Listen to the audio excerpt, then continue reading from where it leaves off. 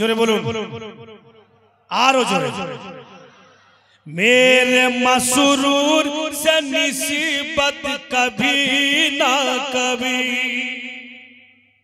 मेरे मसरूर से निस्बत कभी ना कभी हाँ कभी ना कभी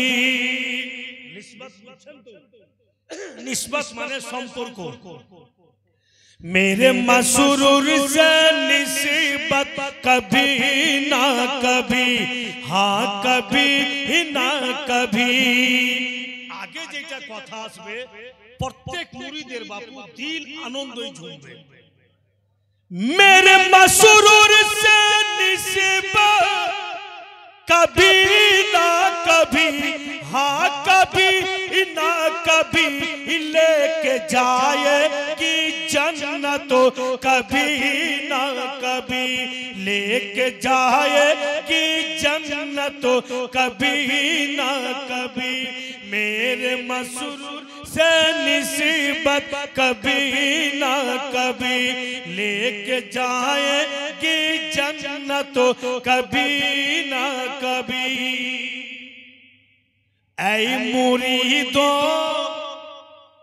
ऐ मुरीदों जरा सबर से काम लो सबर से काम लो ऐ मुरीदों जरा सबर से काम लो सबर से काम लो ऐ मुरीदों जरा सबर से काम लो सबर से काम लो बुलाएंगे मुर्शिद कभी ना कभी बुलाएंगे मुर्शिद कभी ना कभी मेरे मसरूर से निस्बत कभी ना कभी लेके जाएगी जन्नत कभी ना कभी मौजे हजरत भाईरा बंधु बोनेरा आमार तमरा बोलछिलाम आलाप आलोचना हच्छिलो गतकालके कि हजरत मा हालिमा नबी पाक के निये मक्का नगर चले आसलेन रास्ताते जे घटना घटलो कालके शुनलेन एबार जखन आब्दुल मुत्तालिबेर बाड़ीर निकटे गियेछे मा हालिमा तो नबी मुस्ताफार जिस्म मुबारकेर खुशबू पावा जाए तो मा हालिमार दिल बोलछे के छेले आमार कोथाओ हारिया जायनि निश्चय दादार काछे चले एसेछेन जोदि दादार काछे ना आसतेन तो नबी पाकेर शरीरेर खुशबू पावा जेत ना मा हालिमा ভিতরে গিয়া দেখছেন গো জানো নবী মুস্তাফা আব্দুল মুত্তালিবের কোলে বসে আছে দাদার কোলে পোতা বসে আছে হযরত মা হালিমা বলছেন লাডলা দুলার কি খবর বাবা তুমি চুপচাপ চলে এসছো কত না তোমাকে খোঁজ করছিলাম দয়ার নবী মুস্তাফাকে জিজ্ঞাসা করছেন মা হালিমা আব্দুল মুত্তালিব বলেন ও হালিমা পরে জিজ্ঞাসা করবে অনেক দূর থেকে তুমি আসলে একটি কাজ করো মুখ হাত ধুয়ে নাও কিছুটা খেয়ে নাও একটু শান্ত হয়ে যাও তারপরে আলাপ আলোচনা হবে তারপরে কথাবার্তা হবে ঠিক মা হালিমা মুখ হাত ধুয়ে ফ্রেশ হয়ে গেলেন এবার কিছু খাবার খাইলেন এবার বন্ধুগণ আব্দুল মুত্তালিব হযরত মা হালিমা এবং হযরত মা আমেনা আর নবী মুস্তাফা এক জায়গাতে বসে আছেন আব্দুল মুত্তালিব বলতেছেন নিজের গোলামকে দেখো দেখো অমুক জায়গাতে দেখবে অনেকটি বাড়ির বার্তানগুলো কিনে কি কিনে রেখেছি বাড়ির জরুরতের বর্তনগুলো আমি নতুন নতুন কিনে রেখেছি तमाम बर्तनগুলো হালিমার সামনে রেখে দাও तमाम নতুন বর্তন এনে হালিমার সামনে রেখে দিল এবার আব্দুল মুত্তালিব বলেন এবার আমার ঘরে যাও ঘরে গিয়া দেখো একটি কাপড়ের নতুন কাপড়ের গেঠরি বাঁধা আছে ওই কাপড়ের গেঠরি আনো হালিমার সামনে রেখে দাও কাঠের কাপড়ের গেঠরি আনলে মা হালিমার সামনে রেখে দেওয়া হলো এবার আব্দুল মুত্তালিব বলছেন কাকে তো নবী মুস্তাফার মা হযরতে মা আমেনাকে বলে বেটি এবার তুমি যাও তোমার ঘরে যাও তোমার ঘরে মা তোমাকে আমি যতটি টাকা রাখতে দিয়েছি বেটি একটা পটলিতে টাকা বাঁধা আছে আমেনা তুমি সম্পূর্ণ টাকা এনে হালিমার সামনে রেখে দাও হযরত মা আমেনা ঘরের ভিতর গেলেন আর যত টাকা পটলিতে ছিল সমস্ত টাকা এনে মা হালিমার সামনে রেখে দিলেন হযরত মা হালিমা আব্দুল মুত্তালিবকে বলতেছেন বাবুজি এত বর্তনগুলো এত কাপড়গুলো এত টাকাগুলো আমার সামনে কেন রাখছেন আব্দুল মুত্তালিব বলেন হালিমা তুমি ভুলে গিয়েছো আমি ভুলিনি যেদিন তুমি আমার কলিজার টুকরাকে নিয়ে গিয়েছিলে অন্য দায়ারা আমার পোতাকে ইয়াতিম বলে অবহেলা করেছিল হে হালিমা কিন্তু তুমি নিয়েছিলে তুমি নিয়ে গেছিলে সেই দিন আমি কথা দিয়েছিলাম ও হালিমা চিন্তা করিও না আমার পোতার জন্য আমি আছি তোমাকে আমি 2 গুণা ইনাম বেশি দিব এ হালিমা যত টাকা পয়সা যত কাপড় ধরি তোমাকে আমি দিলাম এই সম্পূর্ণ আমার পোতার দেখভাল করেছো বুইলা তোমাকে দিলাম সব তোমার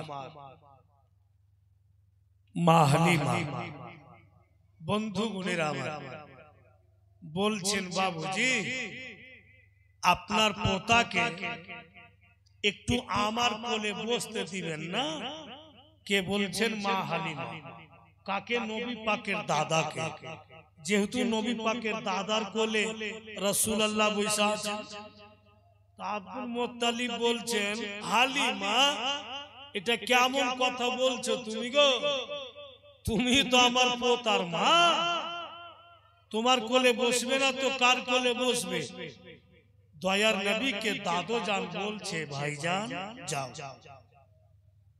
তোমার মা হালিমার কোলে বসে যাও ভাইরা বাপেরা মা বোনেরা এবার মা হালিমার দিল চিরা কথা শুনেন দয়ার নবীকে নিজের কোলে বসিয়ে হায় রে মা মা তো মাই থাকে নবী মুস্তাফা চেহারার দিকে তাকিয়ে দেখছেন মা হালিমা আর আব্দুল মুত্তালিবকে বলছেন ও বাবুজি আব্দুল মুত্তালিব আপনি কাবার মাতওয়াল্লি মক্কার সরদার আপনি আমাকে ইনাম দিলেন আপনার পোতার দেখভাল করেছি বলে কিন্তু আব্দুল মুত্তালিব হাকিকত আপনি জানেন না দুনিয়া জানে হালিমা নবী পাকের দেখভাল করেছে কিন্তু হালিমাকে জিজ্ঞাসা করেন যে কে কার সেবা করেছে, কে কার দেখভাল করেছে। তো হযরত মা হালিমা আব্দুল মুত্তালিবকে বলছেন, বাবুজি আমি আপনার পোতার দেখভাল করতে পারিনি, উল্টা আপনার পোতা আমারই দেখভাল করে এসেছে, আমারই দেখভাল করে এসেছে আপনার পোতা। ও আব্দুল মুত্তালিব আমি কি খাবো, আমার স্বামী কি খাবে, আমার ছেলে মাসরুদ কি খাবে, আমরা থাকবো কোন জায়গাতে, আমাদের বাড়ি ঘর খাওয়া দাওয়া সম্পূর্ণ জিনিস আপনার পোতা আমরাকে দিয়ে চলে এসেছে, আর কিছুরির প্রয়োজন নাই। তাই যতটা ইনাম আপনি আমাকে দিলেন, যেমন মাসরুদ আমার বেটা, আপনার পোতাও আমার বেটা, তাই সম্পূর্ণ ইনাম আপনারই পোতার নামে রেখে দিলাম। মা হালিমা টোটাল ইনাম নবী পাকের নামই রেখে দিলেন। তো মা হালিমা বলছেন নবী পাককে, বাপুরে ভুলে যাইস না বেটা, যখন যখন আমি স্মরণ করব তোমাকে ইয়াদ করব, ভুলে যাইও না বাবা। দয়ার নবী মুস্তাফা বলছেন, মা একদম চিন্তা করিয়েন, আপনি যখন কোন সমস্যায় পড়ে যাবেন আপনার এই লালকে আপনি ইয়াদ করে নিয়েন, আমার ইয়াদে মা আপনার সমস্যার সমাধান। নবী মুস্তাফা বললেন হযরত মা হালিমাকে, ভাইরা বাপেরা আমার, আর সত্যি মা হালিমা যা কিছু প্রপার্টি পেয়েছে, যত দৌলত হয়েছে ওনার, সব আমার আপনার নবীর সদকাতি হয়েছে। বেরাদার আমার নবী যদি না যাইতেন তো বন্ধুগণ হালিমার সম্মান বাড়ত না। আমার নবীকে যদি না নিয়ে যেত তো মা হালিমাকে দুনিয়ার লোক চিনত না। রাসূলুল্লাহর সঙ্গে সম্পর্ক লাগাতে মা হালিমার সম্পর্ক মানে সম্মান বেড়ে গেল। আচ্ছা বলেন, সবাই তো জানছেন যে এই পারটা হচ্ছে বাঙ্গাল আর ওই পার হচ্ছে গঙ্গার ঝাড়খণ্ড। তো রাজমহলে আপনি লঞ্চে উঠবেন তো বাপু নদীর পানি এত কাছে, কারণ যে লঞ্চে এক এক মার্তাবা 9 খান করে লরি চাপছে। আপনার ওই 14 চাকিয়া হোক 16 চাকিয়া হোক লরি 9 পিস করে বড় লঞ্চটাতে একবার চাপছে। আর ওই লঞ্চে লোকও থাকছে। তো এমন ভাবে লঞ্চ আসছে যে কতটা লঞ্চ ভিতরে যাচ্ছে যে আপনি লঞ্চের চাদরাতে বসে উঠিয়া পানি খেতে পারবেন নদী থেকে। फिर भी लॉन्च पानी के चिरे আসে। तो सुल्तान मौलवी साहेब चैत्र बैशाखे दरियापुर আসবে জলসাতে। तो राजमहल घुরে আসছি, तो लॉन्चे উঠলাম আর বাবু হাই রে পানি চকচক করছে গঙ্গার পানি।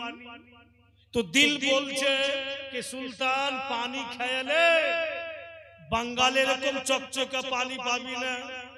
तो लॉन्चे বৈশা हाथ झुकाইলাম আর পানি উঠিয়া খাচ্ছি, পান করছি। तो पानी আমাকে বলছে पी ले, तू भी का याद रखेगा पी। तो আমি তো পানি পান করলাম। अब এই পার ऐसा নামবো তো ভাবনু যে জানি না আর পাবো কি পাবো না, শেষের মতো পানি 2-4 ঢোক পান করে নি। এবার যখন পানিতে হাত বাড়াচ্ছি পান করার জন্য, तो पानी बोलছে के रोक, पीना तो दूर की बात हमको छोना भी नहीं। तो मैंने पानी को कहा ऐसा क्यों? मैंने तो एक मर्तबा तुमको पिया, तू तो खुश होकर बोला कि पी ले, तू भी क्या याद रखेगा। अब मैं तुमको पी रहा हूं तो रुकावट क्यों बनते हो। तो पानी बोलছে कि हाँ, उस वक्त तूने मुझको पिया, कोई दाम नहीं था, लेकिन अब मैं दाम वाला बन गया हूं, मेरी कीमत लग चुकी है। एक ग्वाल आया था और दूध के हारी में मुझको भी मिला दिया। अब दुकान दुकान वो दूध बेच रहा है, तो मेरा रिश्ता दूध के साथ लग गया, मेरा संपर्क दूध से हो गया। अगर दूध 40 रुपया लीटर बिक रहा है तो मैं भी 40 रुपया लीटर बिक रहा हूँ, इसलिए कि दूध में मुझको मिला दिया गया, मेरा रिश्ता लग गया।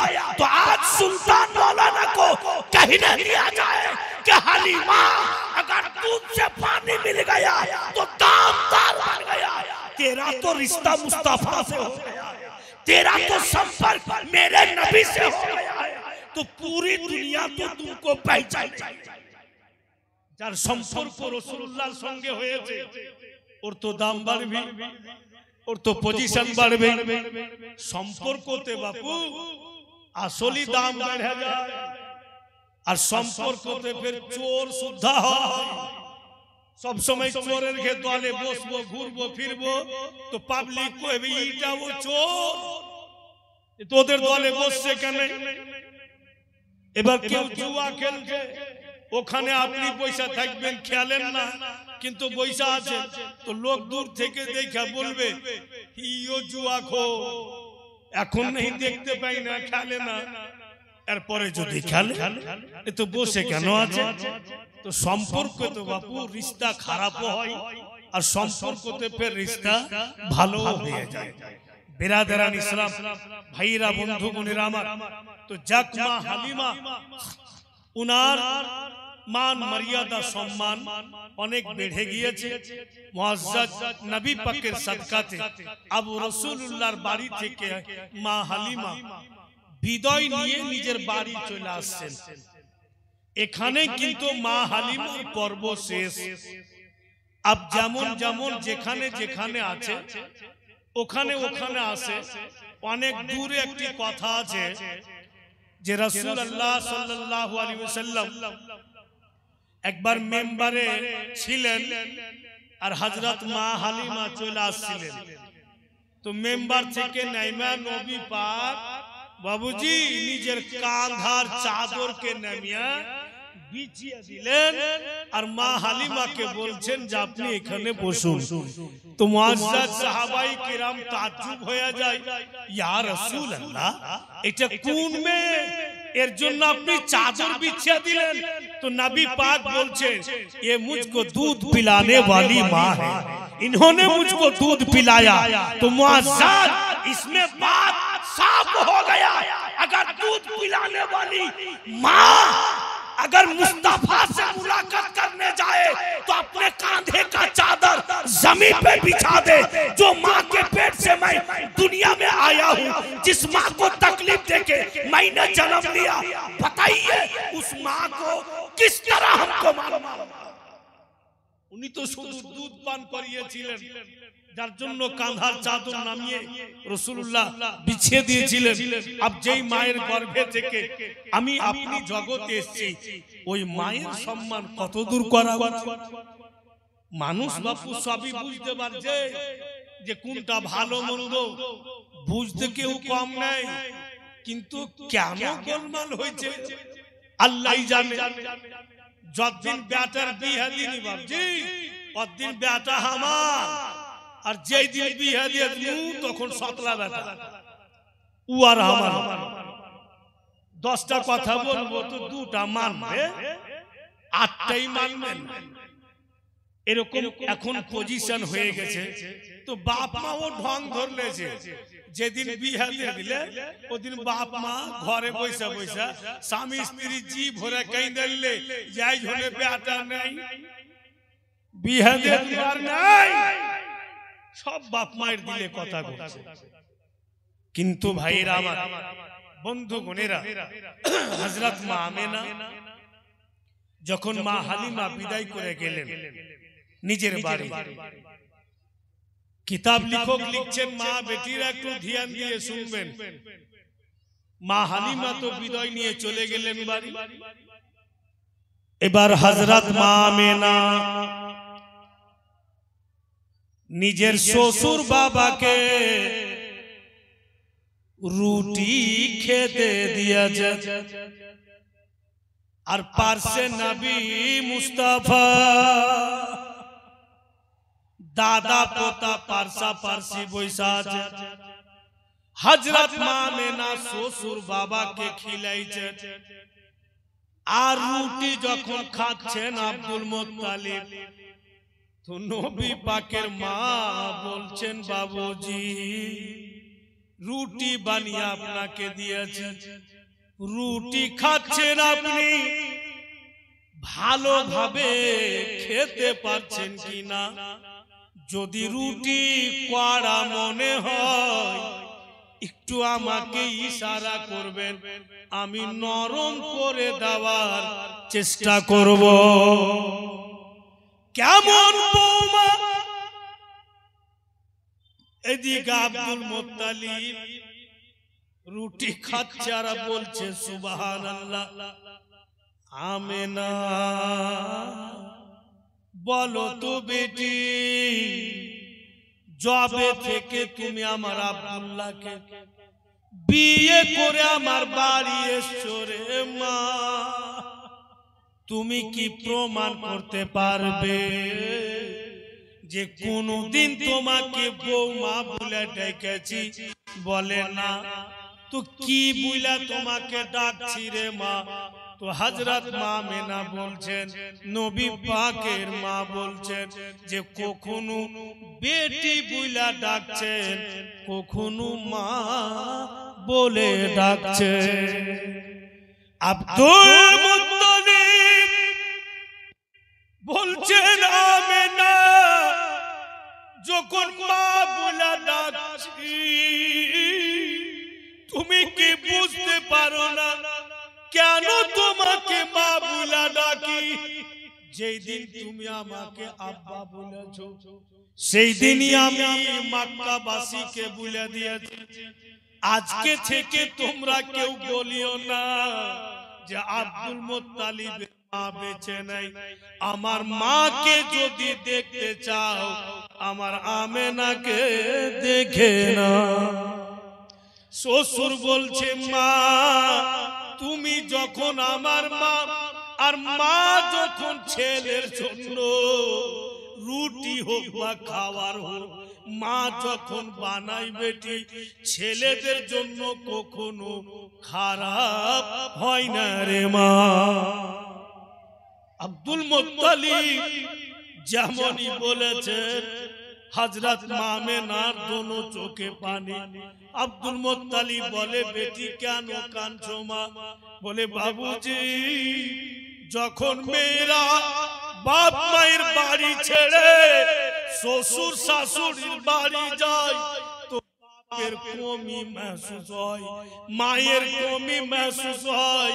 আমি কত কিসমতওয়ালি যে শ্বশুরের রূপে আপনার মতো বাপ পেয়েছি।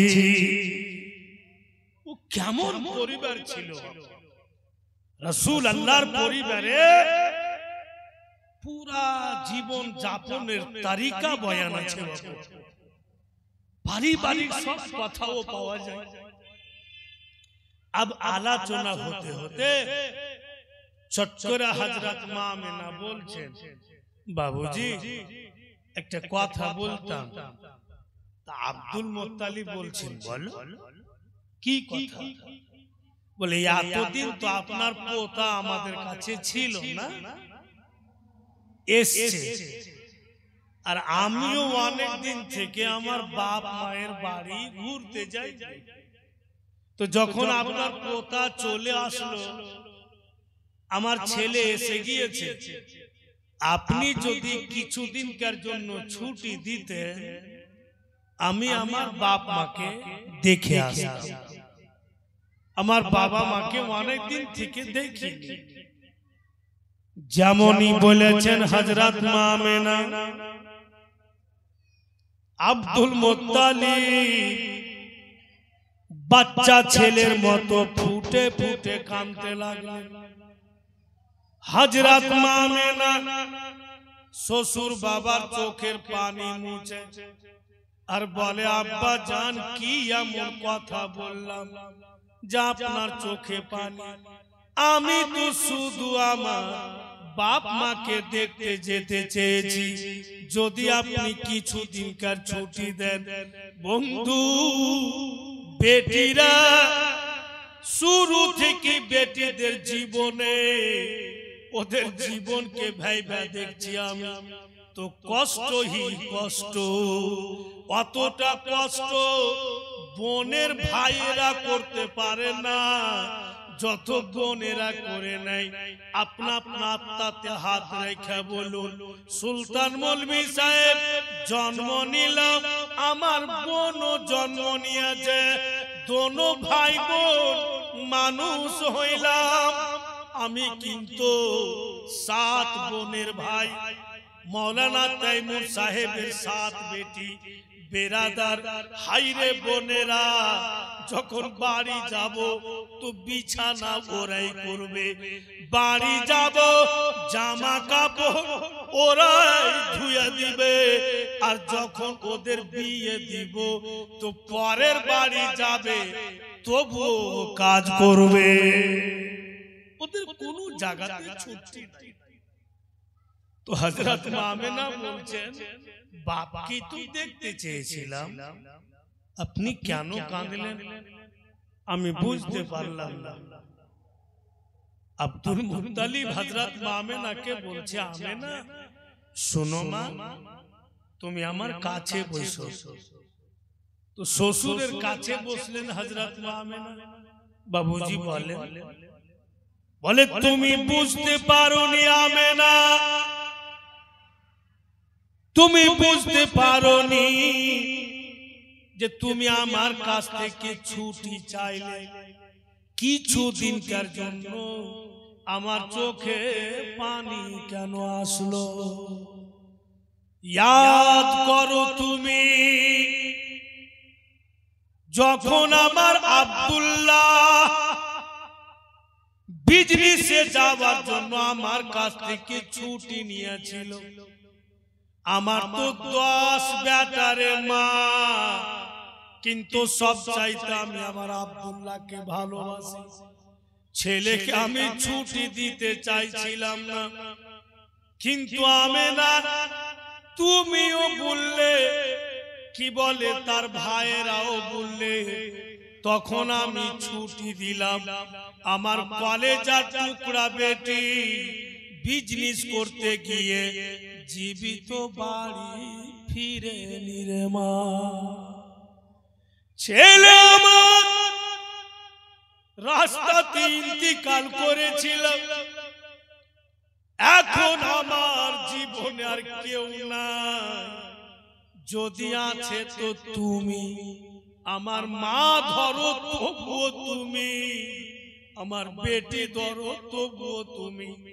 আমেনা তুমি যদি খাবার না বানিয়ে দাও তো আমার খিদা মিটে না, পেট ভরে না।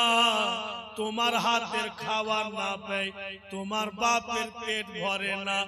আজকে তুমি আমার কাছ থেকে তোমার বাবা মায়ের বাড়ি যাবে বইলা তুমি ছুটি চাইলে, তাই আমার হুট করে দিল বইলা উঠলো, আমার আব্দুল্লাহর মতো আমেনাও যদি জীবিত না ফিরে, এই বৃদ্ধর জীবন কেমন কাটবে? আমেনা বলে আমার চোখে পানি। যাক বেটি, তুমি যখন বলাই দিয়েছো তোমার বাপ মাকে দেখতে ইচ্ছা করছে, আমেনা যাও বেটি, আমি তোমাকে 1 সপ্তাহ ছুটি দিলাম। 8 দিন থাকবে, ওর চাইতে বেশি থাকিও না মা।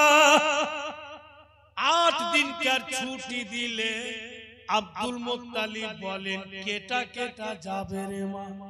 হযরত আমেনা বলেন যে আমি যাব, আপনার পোতাকে সঙ্গে নিব, আমার ছেলেকে আর আমাদের দাসী উম্মে আইমানকে নিয়ে যাব। বলে হযরত আব্দুল্লাহর একটা দাসী বাড়ির কামকাজ করত, যার নাম উম্মে আইমান, ওকে সঙ্গে করে আমরা 3 জন যাব। তখন আব্দুল মুত্তালিব বলেন ঠিক আছে চল, তোমরাকে একটু আগিয়ে দিই। আগিয়ে দিল। আর ফির আব্দুল মুত্তালিব নবী পাককে বলছে ভাই আমেনা শুধু তোমার মা, সে কথা নয়, আমেনা আমারও মা, ভাই জলদি ফিরবে।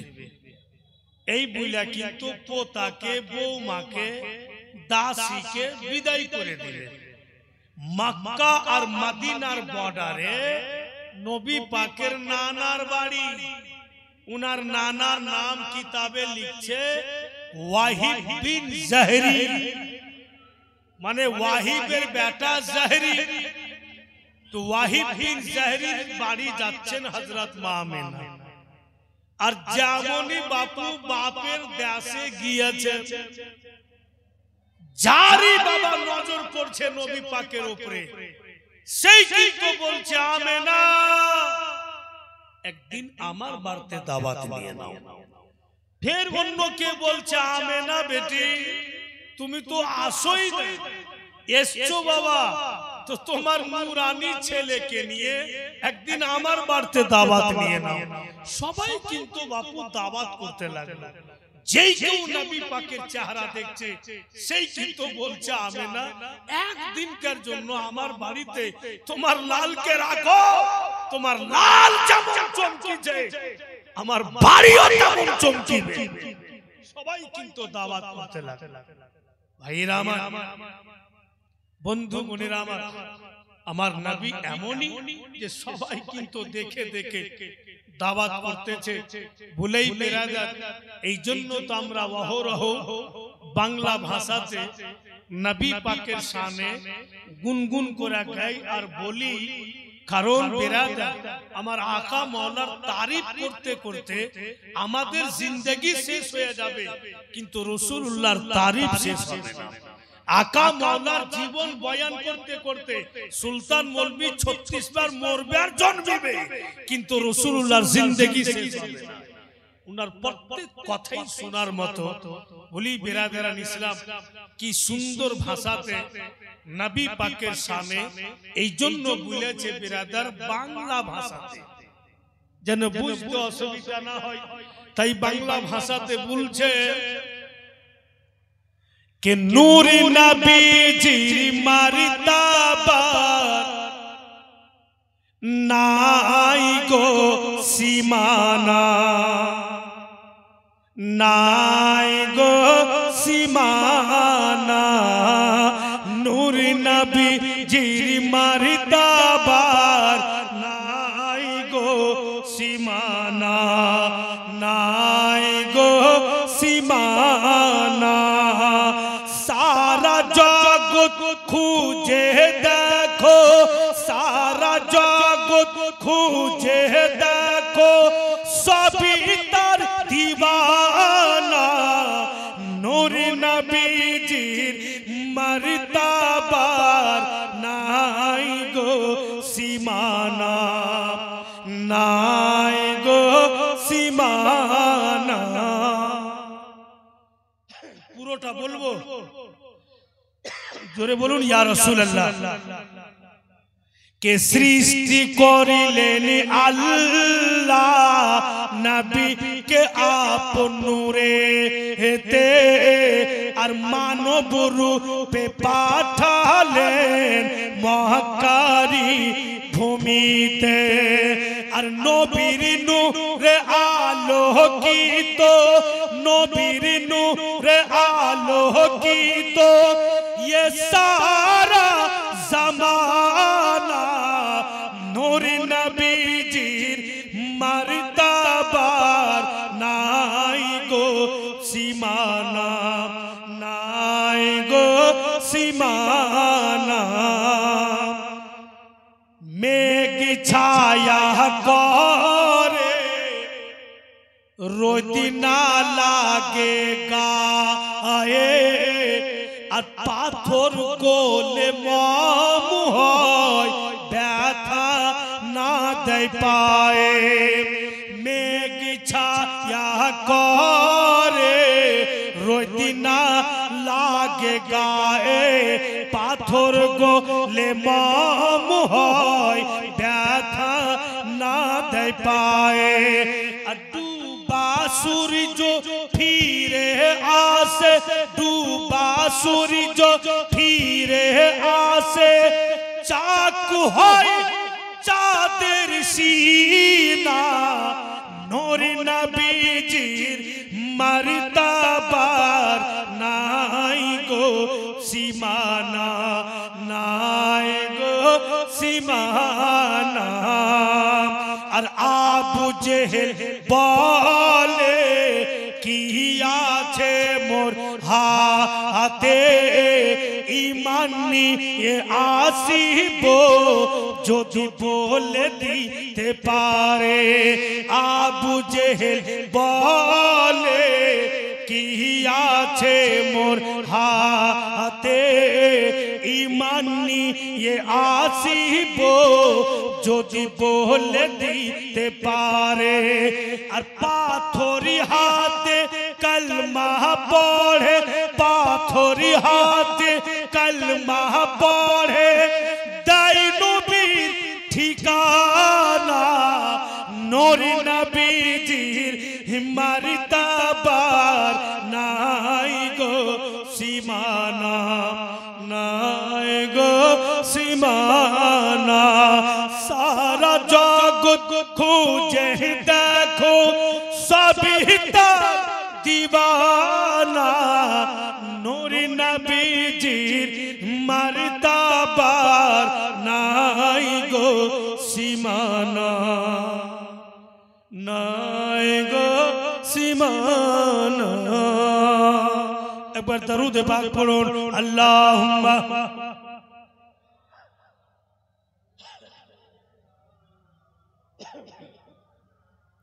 মোহাম্মদ ওয়ালা আলে সাইয়্যিদিনা।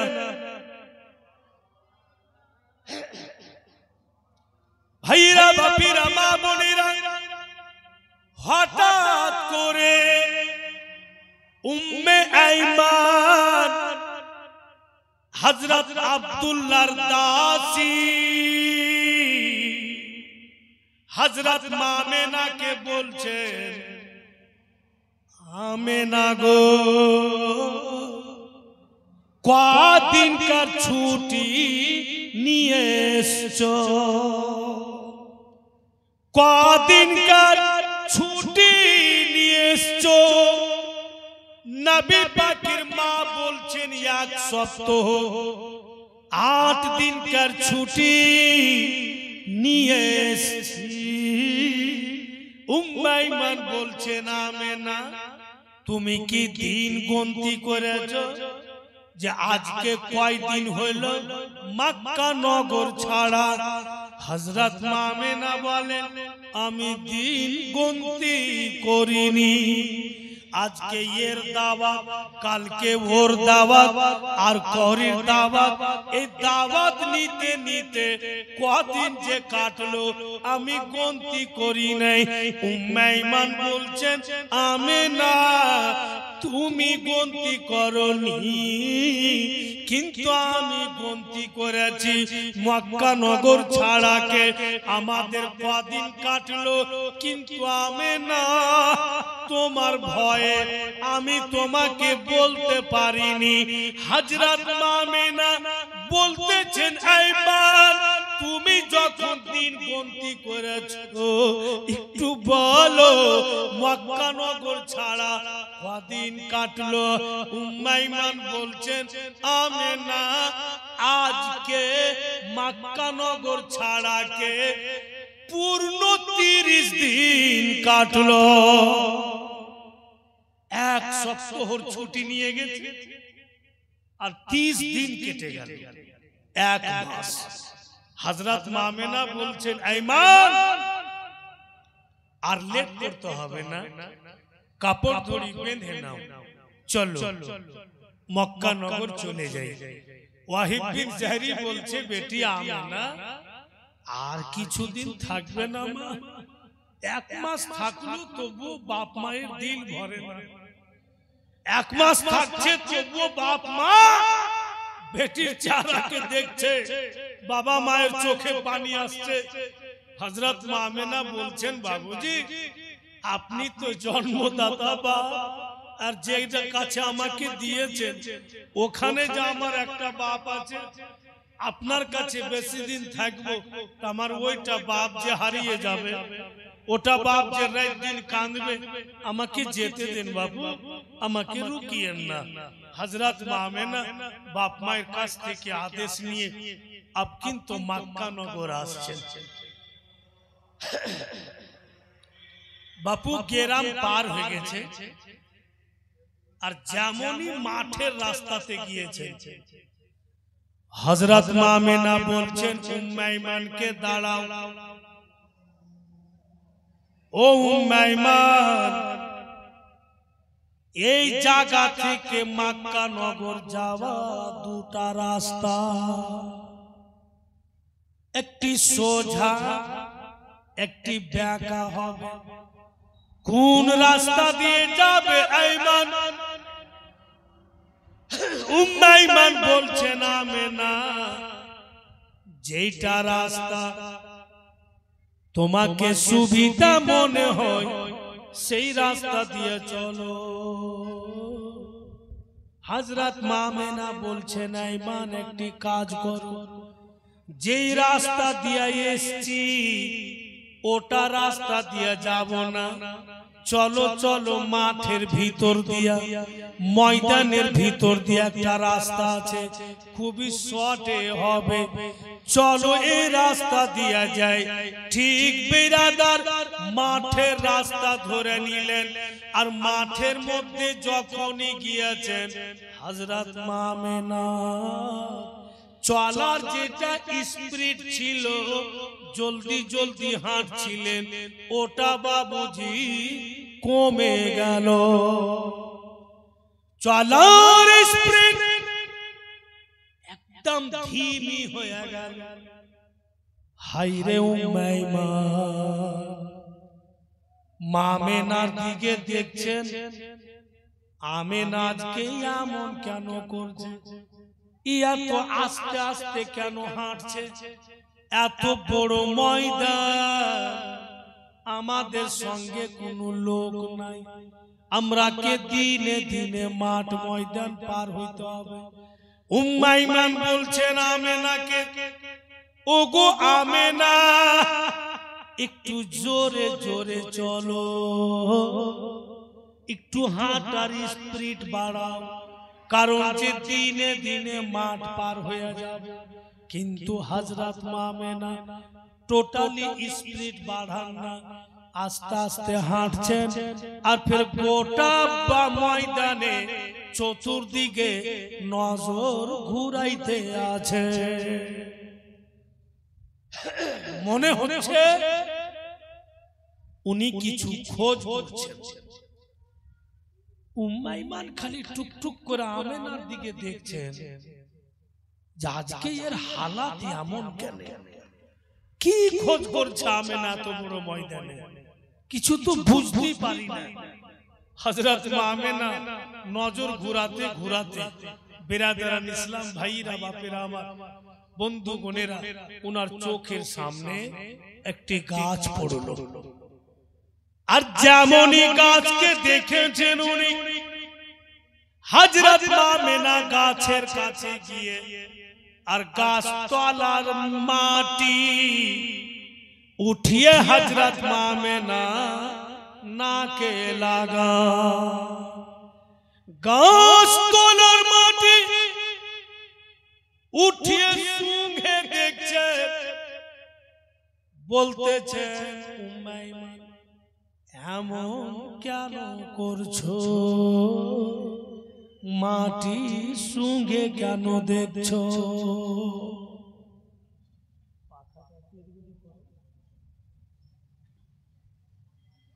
বন্ধুগণেরা তখন হযরত মা আমেনা বলেন, এই উম্মাইমান আমার ছেলেকে আমার কোলে বসাও। দয়ার নবী মায়ের কোলে বসলেন। মায়ের চেহারাকে দেখছেন তো হযরত মা আমেনা দোনো চোখে পানি। নবী মুস্তাফা রহমতের উঙ্গলি উঠিয়ে মায়ের চোখের পানি মুছে, মা জননী এই মাঠের মধ্যে কেন কাঁদেন মা? হযরত মা আমেনা হাত উঠিয়ে বলছেন, বেটারে যেদিকে আমি উঙ্গলি উঠাচ্ছি বেটা, আমার উঙ্গলির দিকে সামনে দেখো তো বাপু, কিছু দেখতে পাচ্ছ? তো নবী মুস্তাফা দেখছেন মায়ের উঙ্গলির দিকে, তো কিছুটা দূরে বাপু মাটি উঁচু হয়ে আছে। হ্যাঁ মা, দেখতে পাচ্ছি যে মাটি উঁচু হয়ে আছে। হযরত মা আমেনা বলছেন, এই জন্য এই পথ দিয়ে আসলাম। এই লাডলা দুলারা, যে জায়গাতে মাটি উঁচু আছে বেটা, ওটাই হচ্ছে তোমার আব্বার কবর। বুঝলাম এই পথ দিয়ে আসলাম, বলা যায় না তোমার আব্বার কবর তোমাকে কেউ দেখাবে কিনা। বাপু তুমি দেখে নাও। আর এই গাছতলার মাটি এই জন্য শুয়েছিলাম, এই গাছতলাতে তোমার আব্বা বিজনেস করে ফিরার পথে বসেছিলেন। এখন পর্যন্ত তোমার আব্বার শরীরের খুশবু পাওয়া যায়। ভুলে যাইও না বেটা, মাঝে মাঝে তোমার আব্বার কবর জিয়ারত করবে। এবার হযরত মা আমেনা নবী পাকের কপালে চুমা দিচ্ছেন।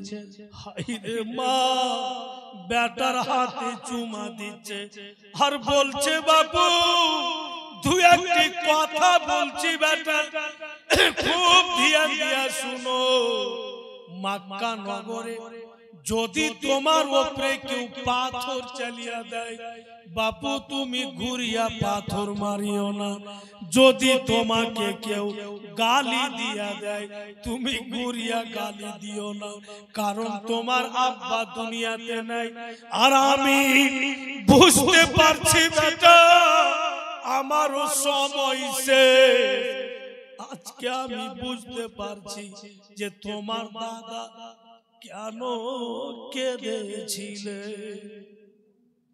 হে লাডলা দুলারা, তুমি তো জানছো বাবু, তোমার দাদা আমি যদি খানা তৈরি না করে দিই তো পেট ভরে, আমি যদি বিছানা না করে দিই তোমার দাদাকে ঘুম আসে না। আমি বাবু আর জীবিত ফিরে যেতে পারবো না। আমার একটি পেগাম তোমার দাদাকে দিয়ে দিও। আমার এই খবর বেটা ওই বৃদ্ধ আব্দুল মুত্তালিবকে দিয়ে দিও, যেন তোমার মাকে তোমার দাদা দিল থেকে ক্ষমা করে দেয়। কারণ কখনো আমাকে বৌমা বলেনি, চিরদিন মা বেটি বলেছে। হায়রে উম্মাইমান বিশাল চিন্তায় পড়ে গেলেন।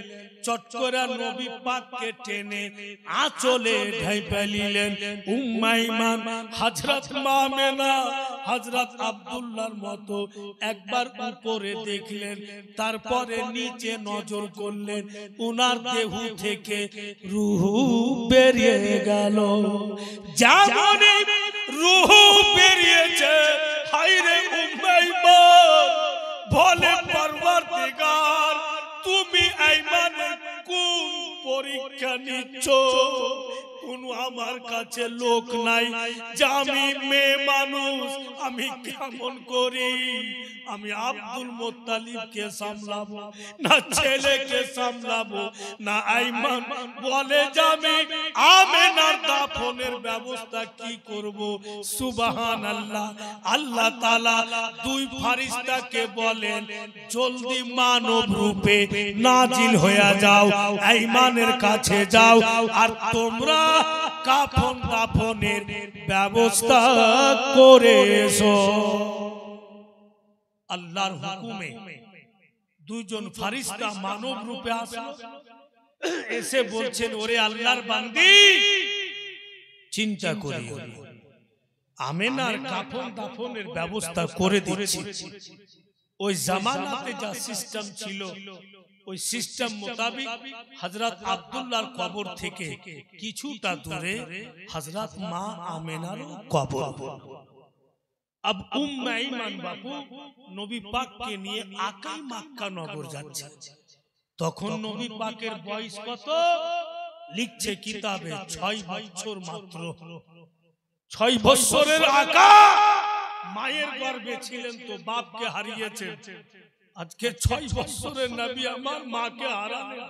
আমার নবীর মতো ইয়াতিম কে ছিল? আকা মাওলাকে নিয়ে যাচ্ছে ফিরে। উম্মে ঈমান বলছেন, বাপুরে এদা বাড়ি দেখা যাচ্ছে বেটা, ধন যাও, এক পাও দু পাও করে হাঁটো বেটা। এই যে দোকানটা আছে, আমি একটা সামান নিচ্ছি বাপু, আমি নিয়ে চলে আসছি। এই তো আমাদের বাড়ি দেখা যাচ্ছে, তুমি চলো। বলে দিয়ে বাবুজি ভাইরা আমার রাসূলুল্লাহ আকাই হাঁটতে লাগলেন, আর ওই দোকানের দিকে উম্মে ঈমান গেলেন। আল্লাহ পাকের কি মহিমা দেখেন বাপু। হঠাৎ দেখা যাচ্ছে আবু জেহেল ঘোড়ার উপরে সওয়ার হয়ে চলে আসছে। তখন আবু জেহেল জানতো না যে এই ছেলেটাই বিশ্ব নবী হবে, জানতো না যে এটাই আখেরি নবী, কিন্তু চেহারা তো নূরানি, দেখার মতো। আবু জেহেলের নজর পড়ে গেল যে নবী পাকের দোনো চোখে পানি। আবু জেহেল বলছে, দাঁড়াও বাপ, সুন্দর চেহারাতে পানির রাগা কেন? বাড়ি যাবে? কেউ মারলে বেটা তোমাকে? নবী আমার কিচ্ছু উত্তর দেয় না। আবু জেহেল বড় উঁচা লম্বা ছিল বাবু, ঘোড়ার ওপর থেকে হাত ঝুঁকালে আর নবী পাকের বাঁ হাত ধরে চাইড়া আবু জেহেল পিছা দিকে বসিয়ে আর বসিয়া বলছে, ধন আমাকে ধইরা থাকো, ঘোড়া যখন চলবে তো ফির তুমি পড়ে যাবে বেটা, আমাকে ধইরা থাকো। যেমনই পিছা দিকে বসাইলে আবু জেহেল ঘোড়াকে চাবুক মারছে, তো কসম খোদা এক ডাগো চলে একদম দাঁড়িয়ে গেল। আবু জেহেল চাবুকের উপরে চাবুক মারছে। হায়রে জানবার এক কদম চলে না। কেন চলে না? ঘোড়া বলছে, আল্লাহ যার জন্য তুমি সারা জগৎ বানিয়েছ, ওই নবীকে আবু জেহেল পিছন দিকে বসিয়া রাখবে, আমি চলবো না, এতে আমার জান চলে যায়। সুবহানাল্লাহ। ঘোড়া তখন বারবার জমিনে পা মারছে আর সামন দিকের পা উঠিয়ে লিছে, তো পিছন দিক ঝুঁকে যাচ্ছে। আবু জেহেল ভয় পেয়ে গেল ছেলে বোধহয় পড়ে যাবে, তখন নবী পাককে টেনে সামনে বসিয়ে নিল। আর যেমনই সামনে বসিয়েছে, জানোয়ারকে চাবুকও মারতে হয় না, ইশারাও করতে হয় না, সুন্দরভাবে চলতে লাগলো। হাইরে জানোয়ার, ঘোড়া চারপাইয়া জানোয়ার, সে পর্যন্ত নবী পাকের ইজ্জত সম্মান করতেছে। কিন্তু বর্তমান যুগে কতগুলো দুপাইয়া, ওরা এখন পর্যন্ত রাস্তাতে আসলো না। বন্ধুগণ আমার, আবু জেহেল দেখছেন জানো আব্দুল মুত্তালিব নজরে আসছে, দুখানা চেয়ার আছে, একটি চেয়ারে আব্দুল মুত্তালিব বসে আছেন, আর দ্বিতীয় চেয়ারে দুইটা পা উঠিয়ে রেখেছে আব্দুল মুত্তালিব। একটা চেয়ারে বসে আছেন, সামনে চেয়ারে দুইটা পা, আর এইভাবে বন্ধু এইভাবে হাত দিয়ে ঝুঁকে আছে আব্দুল মুত্তালিব। কিতাব লেখক লিখছেন আব্দুল মুত্তালিবের কাঁধা পর্যন্ত জুলফি ছিল, দেখার মতো চেহারা বৃদ্ধ আব্দুল মুত্তালিবের। আবু জেহেল বলছেন, লাডলা দুলারা, ওই যে তোমার দাদা, যাও বাবু চলে যাও, আমার একটু কাজ আছে। আবু জেহেল চলে গেল। ভাইরা বাপিরা, ও মা বেটিরা, 6 বছরের নবী বাপ চলে গিয়েছেন, মাকে হারিয়ে আসলেন।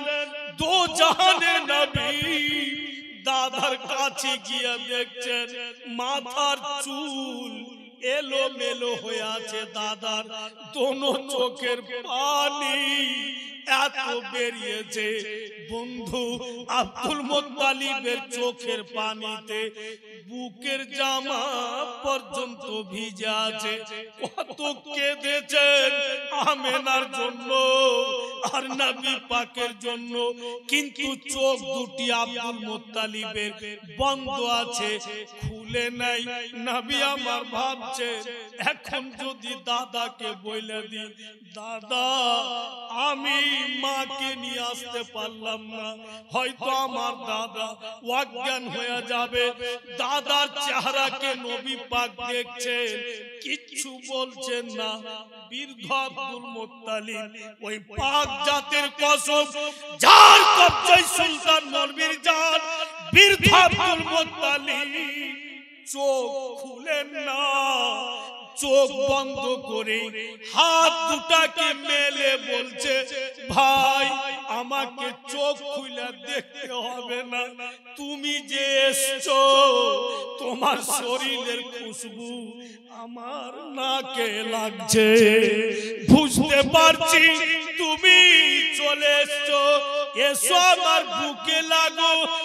1 মাস কেন কাটলো বলো তো, আমার আমেনা কেমন আছে? যেমনই মায়ের নাম নিয়েছে, দয়ার নবী দাদার বুকে মাথা রেখে নবী মুস্তাফা বলে, দাদা মায়ের গর্ভে ছিলাম, বাপকে হারিয়েছি, আজকে মা হারিয়ে আসলাম। আব্দুল মুত্তালিব নবী পাককে নিজের বুকে চেপে ধরে দাদা বলছে, খবরদার একদম চোখের পানি ফেলবে না, যেটা বইলা আমাকে ভয় ছিল সেটাই হয়ে গিয়েছে। আমেনাও চলে গেল, একদম তুমি চিন্তা করবে না। দেখো বৃদ্ধর শরীরে আল্লাহ এখনো শক্তি দিয়েছে, আমি তোমার দেখভাল করতে পারবো। সুবহানাল্লাহ। দিন কেটে গেল, রাত্রি বেলা হাইরা আব্দুল মুত্তালিব কে বলছেন, উম্মে আইমান, আবুজি দেন ছেলেকে আমাকে, রাত হয়ে গেল, বিছানা করে দি, আমার কাছে ঘুমাবে। আব্দুল মুত্তালিব বলছেন যে না, আমার পোতা আমার কাছে ঘুমাবে, তোমাকে চিন্তা করতে হবে না, আমার কাছে থাকতে দাও। ঘুমাবে টাইমে নিজের হাতে বিছানা করলেন আব্দুল মুত্তালিব। নবী মুস্তাফা মুখে হাত নিয়ে খাবার দিচ্ছে। নবী আমার বলছেন, দাদা জানো ভুক মনে হচ্ছে না, জানো খিদে মনে হচ্ছে না। হায়রে আব্দুল মুত্তালিব নবী পাককে শুইয়া দিলেন। একবার মাথা টিপছেন, একবার হাত টিপছেন, একবার পা টিপছেন। নবী মুস্তাফা বলছেন, দাদা আপনি তো বয়স্ক মানুষ, কত রাত জাগবেন, ছেড়ে দেন, যান ঘুমিয়ে যান, আপনি ঘুমিয়ে যান, অনেকটা রাত হয়ে গিয়েছে। আব্দুল মুত্তালিব বলতেছে, লাডলা পোতা সারা জীবন যদি তোমার জন্য জাগতে হয়, এই বৃদ্ধ জাগবে, তুমি এতটা ভাবিও না। দয়ার নবী উনি নিজ ইচ্ছাতে চোখ দুটি বন্ধ করলেন, যে দাদা যখন দেখবে পোতা ঘুমিয়ে গিয়েছে তো ঠিক দাদা ও ঘুমিয়ে যাবে। নবী মুস্তাফা নিজ ইচ্ছাতে চোখ দুটি বন্ধ করলেন। বেশ কিছুক্ষণ পর দয়ার নবী চোখ খুলে দেখছেন আমার দাদা ঘুমালছেন কিনা। রাসূলুল্লাহ চোখ খুলে দেখছেন গো, আজ পর্যন্ত কোন ইতিহাসে এইরকম বক্তব্য আমি নিজের চোখে দেখিনি। এমন দাদা পোতার ইশক মুহাব্বত আমার নজরে গুজরেনি। নবী আমার চোখ খুলে দেখছেন বীর আব্দুল মুত্তালিব নিজের জায়গা ছেড়ে পোতার পায়ের দিকে শুয়ে আছে।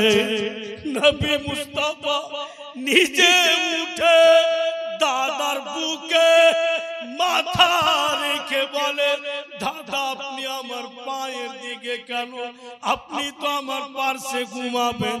আব্দুল মুত্তালিব বলেন, কায়নাতের মধ্যে অতটা শান্তি নাই যত শান্তি তোমার পায়ের তলে আছে। কে বলছেন? Abdul Muttalib. ভাইরা, বন্ধু বোনেরা, আব্দুল মুত্তালিব যতদিন পেরেছে নবী মুস্তাফা সেবা যত্ন করেছে। কিতাব লেখক লিখছেন যে সকালবেলা দাদা পোতা বিছানা থেকে উঠলেন তো রাসূলুল্লাহর দোনোটা চোখ বাপু একদম লাল, কঠিন। তো আব্দুল মুত্তালিব বলছেন, ভাই তোমার চোখে কি ব্যথা হয়েছে? বলে হ্যাঁ। মুআজ্জাজ অনেকেই ভাববে যে রাসূলুল্লাহর চোখে ব্যথা কি করে হলো, একটু আগে চলুন তো সব বুঝে নেবেন। মুআজ্জাজ দোনো চোখ লাল।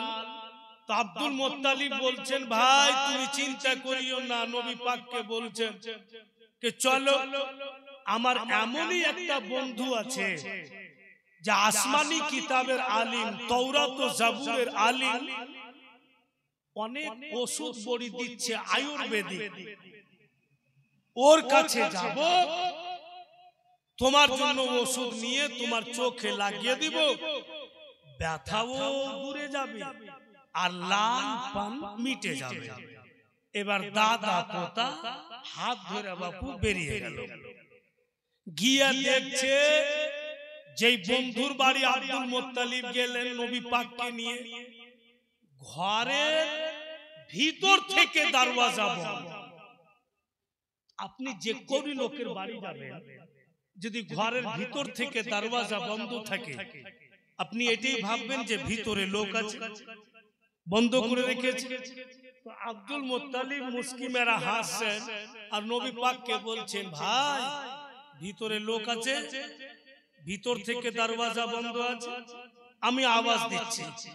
আব্দুল মুত্তালিব আওয়াজ দিচ্ছেন, ও ভাই রাহিব বাড়িতে আছেন কি, একটু বেরিয়ে আসেন। ভিতর থেকে কোনো আওয়াজ আসে না আর দরওয়াজাও খুলে না। ফের আব্দুল মুত্তালিব বলছেন, ও ভাই রাহিম, আমি আব্দুল মুত্তালিব কাবার মাতওয়াল্লি মক্কার সরদার এসেছি গো, তোমার বন্ধু দরওয়াজা খুলো। দরওয়াজাও খুলে না আর ভিতর থেকে কোনো আওয়াজও আসছে না। ভিতরে কি রাহিব নেই? নিশ্চয়ই আছে। বের কেন হয় না? কি এমন রহস্য আছে? শুনতে কি পাই না? যখন বাপু আব্দুল মুত্তালিব আওয়াজ দেয় তখন ওই রাহিব আসমানি কিতাব জাবুর শরীফ পড়িছে, জাবুর শরীফকে তেলাওয়াত করছে আর এমন বয়ান করছে ওই রাহিব যে বিশ্ব নবীর নাম কি হবে ওই কিতাবে পড়ছে, নবী পাক দেখতে কেমন হবে ওই কিতাবে পড়ছে, নবী পাকের বলি কেমন হবে ওই কিতাবে পড়ছে, নবী পাকের চোখ কেমন হবে ওই কিতাবে পড়ছে। আর নবী মুস্তাফার বয়ান পড়তে পড়তে এতই দিওয়ানা হয়েছে রাহিব যে কেউ বাহির থেকে আওয়াজ দিচ্ছে কানে আওয়াজই কথা বুঝা। আপনার যদি ধ্যান অন্যদিকে পূর্ণ ধ্যান থাকে আর কেউ যদি আপনাকে আওয়াজ দেয় আপনি কিন্তু সহজে শুনতে পাবেন না, কারণ যে আপনার মস্তিষ্ক অন্যদিকে লেগে আছে, আপনার কাছে আওয়াজ যাচ্ছে না। যখন রাহিব শুনতে পাইলে না আর দরওয়াজা খুললে না, সুবহানাল্লাহ, সাদকে যাও মুসলমান নবীর প্রতি নিজের কিসমতের প্রতি নাজ করেন। রাহিবের ছাপ আল্লাহকে বলছে, দয়ালু তোমার হাবিব দরওয়াজাতে দাঁড়িয়ে থাকবে আর রাহিব বের হবে না।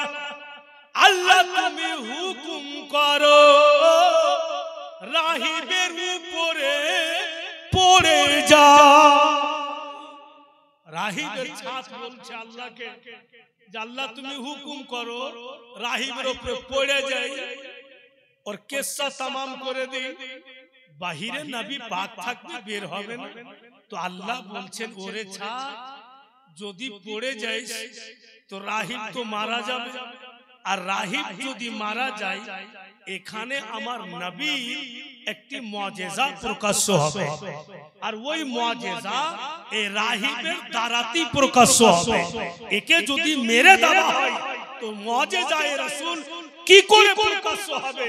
বলে ছাপ তোমাকে পড়তে হবে না, তুমি এক কাজ করো, ঝুঁকতে ঝুঁকতে রাহিবের মাথাতে কট করে লেগে যাও আর ফের উপরে উঠো, ফের নিচে নামো, এমনি দু চারবার করো, নিজে ভাগে যাবে ঘর থেকে যে আমার জান চলে যাবে। এবার রাহিব বাপু কিতাব পড়ছে আর ছাদ কিন্তু নেমে আসছে, এইসা ওর মাথায় ঠেকেছে। তো মাথায় কি ঠেকলো? তো হাত তো উঠেছে, তো হাত উঠেছে তো লেগে যাচ্ছে হাত, দেখছে তো ছাদ, আর যেমনই দেখেছে ফের ছাদ বাপু উপরে উঠছে, ওর জিন্দেগি ভালো থাকবে, কোনো ভিলো থাকবে। আমার এখনো মনে আছে 2012 সালে ঘন ঘন ভূমিকম্প, বেশিক্ষণ না, হালকা হালকা করে কিন্তু হতো খুব। তখন আমি সারদহ মিস্ত্রি পাড়াতে জীবনী বলছিলাম। তো সকাল 11টার দিকে আমরা বাজার গেছি, একটা বেঞ্চে আমি একাই বসে আছি আর একটা বেঞ্চে 3টা মৌলভী সাহেব। তো বেরাদার ওখানে আমরা বসে আছি, তো ওই মৌলভী সাহেব 3টা বলছে যে রাত্রে লাগছে, খুবই বইকেছেন 2-4 ঘন্টা। আমি কেন গো? বলে বেঞ্চ সহজে হিলছে, ওয়ার্কে দিকে দেখছি তো ওরাও হিলছে, তোমরাও যে হিলছো, সবটা লোক দেখছি। তো নাপিতের দোকানে দাড়ি কাটার গেলে লাইন দিয়ে বসে আছো, নাপিতের ঘর হিলেছে, ভাগছার বলছে মাগে মরু, ভাগ রে, দুনিয়া হিলছে মাগে মরু। আরে পাগলা, দুয়া দুয়া কিছু কহা কইছে মাগে মরু, তো কহে তুই বাইক যাবি, ভাগ কোনটা ভাগ? এমন মুসলমান যে মুখ থেকে একটি দুয়ার শব্দ বের হয় না, বলছে মা গে মরলু, উপায় তো নেই। একটু সামান্য হিলল তো তাহাস নাহাস শুরু হয়ে গেল। আর রাহিবের ছাতে বাপু ছাদ ঝুঁকছে, ওর মাথায় লাগছে আর ফের উপরে উঠছে, তো রাহিবের হালাতটা কি হবে? ও জানের ভয়ে চট করে দরওয়াজা খুলে আর বেরিয়ে চলে আসছে। আর যেমনই বেরিয়ে এসেছে নবী পাকের উপরে নজর পড়েছে। হায় রে রাহিব, শাহাদাত উঙ্গলি উঠিয়ে নবী পাকের নূরানি চেহারাতে ঘুরাই। আব্দুল মুত্তালিব বলেন, ও রাহিব, 3 মারতাবা ডাক দিলাম তবুও বের হচ্ছিল না। কোন রকম বের হলে তো কিচ্ছু বলছো না, জিজ্ঞাসাও করছো না, আমার পোতার চেহারাতে উঙ্গলি কেন ঘুরাও? রাহিব বলে, ওরে আব্দুল মুত্তালিব, ছেলেটাকে বলে আমার পোতা। বলে কি কারণে এসছো? বলো তো ছেলেটার নাম কি? বলে মুহাম্মদ। বলে এইবার বলো কি কাজে এসছো? বলে আমার পোতার চোখ দুটি লাল, একদম ব্যথা করে, এর কোনো ওষুধ আছে কিনা? রাহিব বলে, ওরে আব্দুল মুত্তালিব, বিশ্বের মধ্যে কোনো হাকিম জন্ম নিতে পারেনি যে আপনার পোতার চোখে হিকমতগিরি খাটিয়ে দেয়। বিশ্বের মধ্যে কোনো সার্জন জন্ম নিতে পারে নাই যে আপনার পোতার চোখে সার্জনগিরি খাটিয়ে দেয়। আমার দাওয়াই চলবে না, করে ওষুধ চলবে না। আব্দুল মুত্তালিব বলতেছে, তবে আমার পোতার চোখের লাল পান মিটবে নাকি? ব্যথা ভালো হবে নাকি? বলে নিশ্চয়ই হবে। বলে তুমি তো বললে হাকিমের হিকমত চলবে না, সার্জনের সার্জনগিরি চলবে না, তো কি করে ভালো হবে? হায়রে রাহিব বলে, ওরে আব্দুল মুত্তালিব, তুমি বুঝতে পারোনি আল্লাহ তাআলা তোমার পোতাকে হাকিমেরও হাকিম বানিয়ে পাঠিয়েছে, তোমার পোতাকে সার্জনেরও সার্জন বানিয়ে পাঠিয়েছে। কিচ্ছু লাগবে না, তোমারই পোতার মুখ থেকে একটু থুক উঠিয়ে নাও আর তোমারই পোতার চোখে লাগিয়ে দাও, সঙ্গে সঙ্গে ভালো হবে। কোনো ওষুধ পড়ি লাগবে না, নবী পাকেরই মুখ থেকে একটু থুক উঠিয়ে নাও, উনারই চোখে লাগিয়ে দাও, লালপান মিটে যাবে, ব্যথাও দূরে যাবে। কি বুঝা গেল? যে আমার আপনার নবীর থুক মুবারক বিমারির দাওয়া। উনার যদি থুকের এত মার্তবা হয় তো সর্ব শরীরের কত মার্তবা। ভাইরা বাপেরা আমার, আমরা এসেছি এখানে বসে আছি, নবী পাকের জিন্দেগি শুনছি।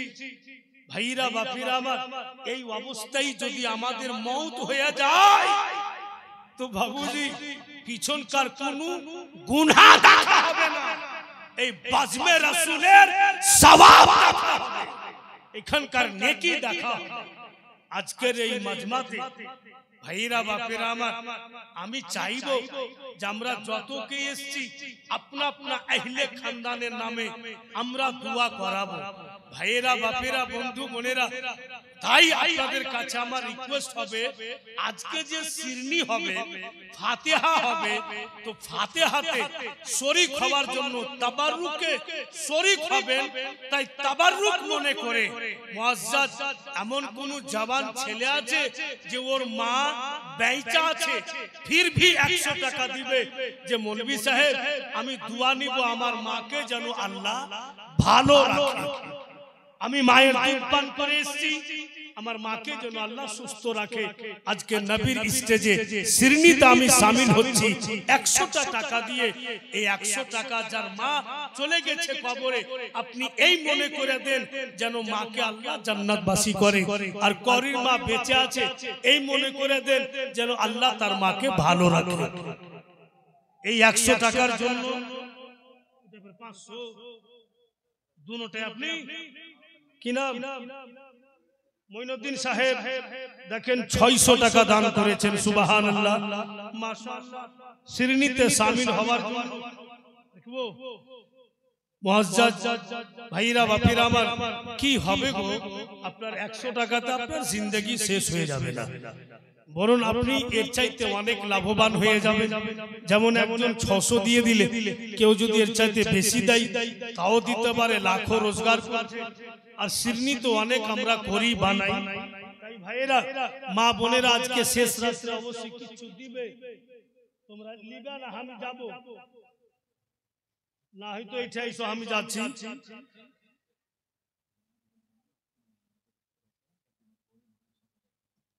हम जानने हम हम করেছে কিন্তু সবটা সবাই করে জানে, সবটা সবাই জানে না। তো মুআজ্জাজ মা বোনেরা আপনাদের কাছে ছেলেরা গিয়েছে, আপনারাও ফাতিহায় শরীক হন, শ্রীনিতে শরীক হন। বেটিরা এর চাইতে অনেক গুণে বেশি আল্লাহ আপনাদের দিয়ে দিবেন। ভাইয়েরা বাপেরা আমার কেউ খালি থাকবে না, সবাইকে রিকোয়েস্ট করে বলেছি আপনি চেষ্টা করুন শামিল হয়ে যাওয়ার। আপনার প্রপার্টি চাহা যায়নি, আপনার সমস্ত দৌলত চেয়ে নিনি, শুধু শরীক হওয়ার জন্য আপনাদেরও অধিকার আছে শরীক হওয়ার। মুসলমান ভাইয়েরা আজকে এই সুবর্ণ সুযোগ হাত থেকে হারায়েন না। একবার মস্তির সাথে জোরে সোরে দুরূদ শরীফ পড়েন তো, আল্লাহুম্মা সাল্লি আলা